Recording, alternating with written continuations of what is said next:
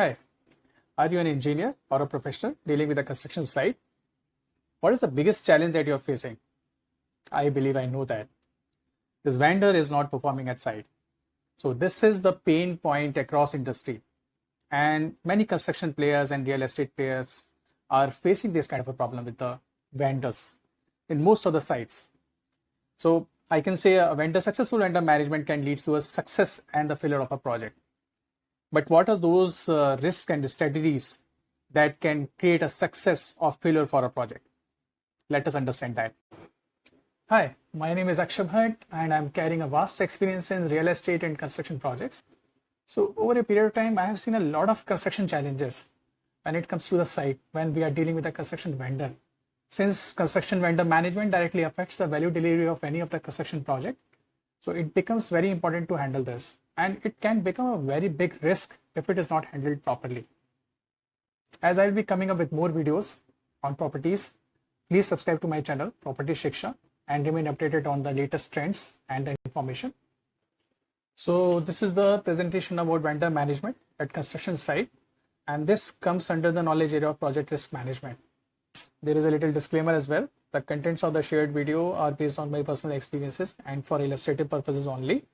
Please seek technical experts or consultants, advice before acting, as constants may vary from case to case. So we are discussing about here the project risk management related to the vendor, especially at the construction site.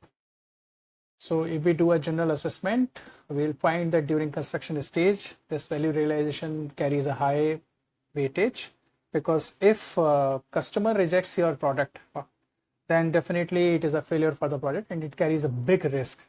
So if it is a big risk, then priority index is also high. If we do a cost benefit allocation, then the major component goes to a construction project as a construction phase, construction stage. So category of risk is also high, and baseline performance of construction vendors is also high, because they have to perform. If they are not able to perform as per our expectations, then definitely there is a risk of rejection, of poor quality. So it is very important.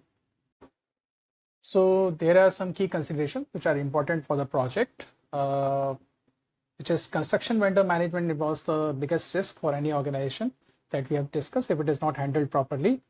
Since most of the construction projects follows traditional hybrid method, risk register is the best document to register risk and plan responses further during planning stage. So if we can predict the risk, if we can identify the risk, we can plan a proper response towards this and we can handle it properly. And the best way to tackle most of these risks is to simply avoid them. So if we can predict the risk, I think the best way is to avoid as far as possible. While proceeding further, following is the compilation of many key learnings, but are not limited to cater all the risks associated with vendors. Let us see what are those risks. So before proceeding further, let me just highlight the reason behind doing this brief study on construction vendor performance. Since I was continuously hearing the complaints from the site, and across a period of time is like, the vendor is not performing, or his performance is very poor, and there are a lot of problems that the sites are facing. I decided to do a root cause analysis into this subject and start compiling those factors which were affecting the vendor's performance. And then I arranged those factors into different categories, which I can actually marketed into three heads. One is the vendor centric parameters, which is like this category is totally dedicated to the vendors. Another one is project owner centric parameters. Third one is also project owner centric parameters, but it is applicable during the construction. So I'm just writing it down as obligations during the construction.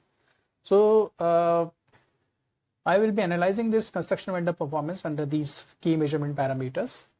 And this should ideally be planned in the risk management plan during planning stage, so that this can be strategized to avoid. After doing a brief study of construction vendor performance, or you can say the root cause analysis, I could chalk out 36 number of parameters that can be allocated to vendor centric parameters, project owner centric, all the three heads. So 11 I could be able to allocate to vendor centric parameters, 15 to project owner centric parameters, and 8 to obligations during construction. So these are the parameters that I have collected, and my studies contained up till this parameters. These are critical one. There may be more parameters, but as of now I have compiled all of these parameters which I thought is important for this complete study. After doing a brief calculation on these numbers, I came across to a very interesting output, which says like 30 to 40% of the factors pertaining to the success of construction vendors are directly attributable to them or their team performance, whereas 60 to 70% of the factors pertaining to the success of construction vendors are attributable to developers' team performance, which is very interesting. But what is the output we draw out of this is like any unfavorable output of any of these parameters labeled contractor oblique vendor as a poor performance. So that is something which we need to see how. So under project risk management, my first points toward the vendor centric parameter is attributable to vendor, leading to the poor performance of the vendor, and which is actually hiring of a vendor for a new region. The possible causes of his poor performance is the new socio-economic factors, the new work culture, geographic location, weather conditions, etc. It is similar to that is like, you are doing a project in Hyderabad and you are hiring a vendor from Mumbai. So there is a risk associated with it. So how this could be tackled and what can be the plausible risk strategy? So one of the strategy can be is like, we can avoid the risk through onboarding of old vendor. So what old vendor can do in this? So an old vendor who has a credible performance record with the company across many projects, or at least have worked in one project successfully in that region, can definitely help avoid risk of a new geographical location. So this vendor has already performed in this new geographic location and you have already worked with him. So it is better to provide, to give this work to him. But still, if you have decided to onboard a new vendor, then this risk needs to be accepted, and then you have to prepare the contingency plan accordingly. Under project risk management, another point towards the vendor centric parameters, which is attributable to vendor, is the incompetency of construction vendor.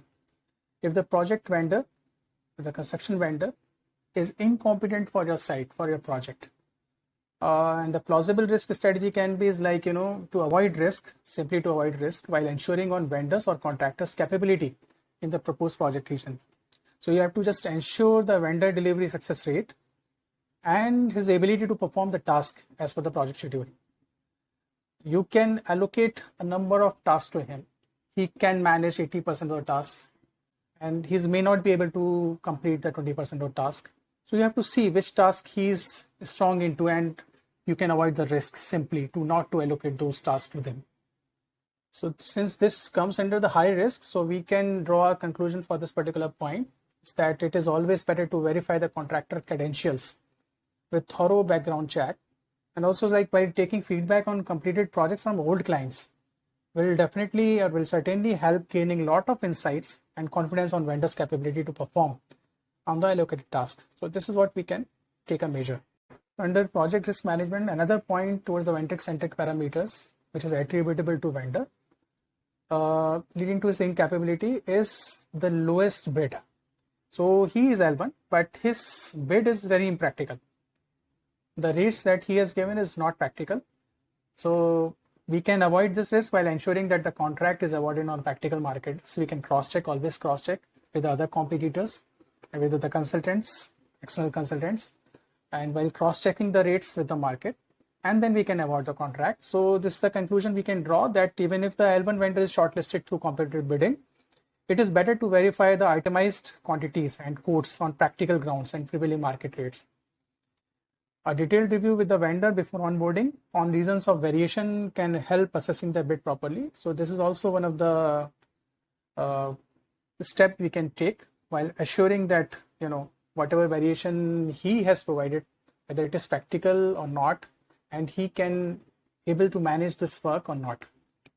I have personally experienced this particular thing, L1 vendor, where the vendor has already taken the project in 2-3 sites. So I have seen 2-3 sites, and later on he was not able to manage the project, and then we have to throw him out and then hiring a new vendor. But this is not the solution. In fact, if we are careful enough, if we are practical, if we are comparing the bids on a practical grounds, we can avoid this risk. So under project risk management, another point was the vendor centric parameters. It is attributable to vendor, leading to his incapability to handle the project, is cost escalation during the execution, which is also a very high risk parameter. So how we can avoid this? So avoid this while verifying contractors' credentials on past projects, where we can say this bidding cost versus project handover cost. So extent of variation on executed projects we can compare if we can get the data. We can always cross-check the project's experience of similar type of works.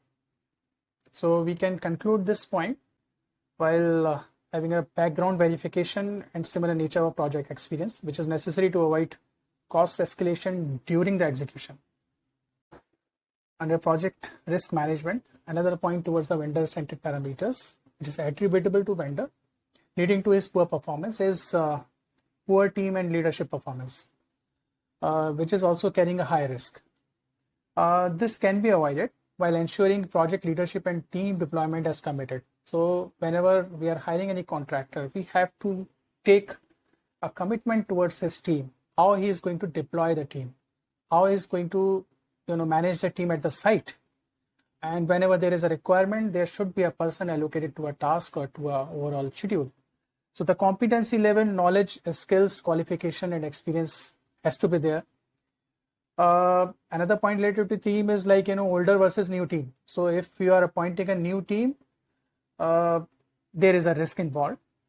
And because the older person can save initial golden phase of construction time while giving a proper response to the problem. Team capacity to handle the scale of works, that is another problem, that team should be able to handle the scale of works.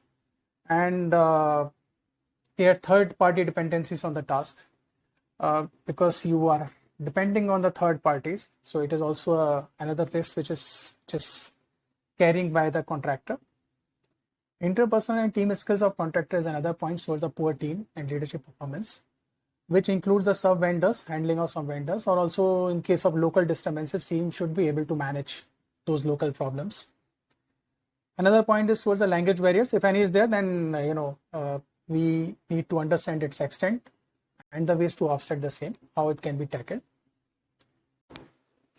So thank you for watching this video. So in this presentation, we covered 5 points related to the vendor's poor performance. One is hiring of a vendor for a new region. Second one is incompetent construction vendor. Third one is lowest but impractical bid. Fourth one is cost escalation during execution. And the fifth one is the poor team and leadership performance. So we'll be covering more points in the coming presentation. So just keep on watching, keep understanding, and keep learning. Thank you.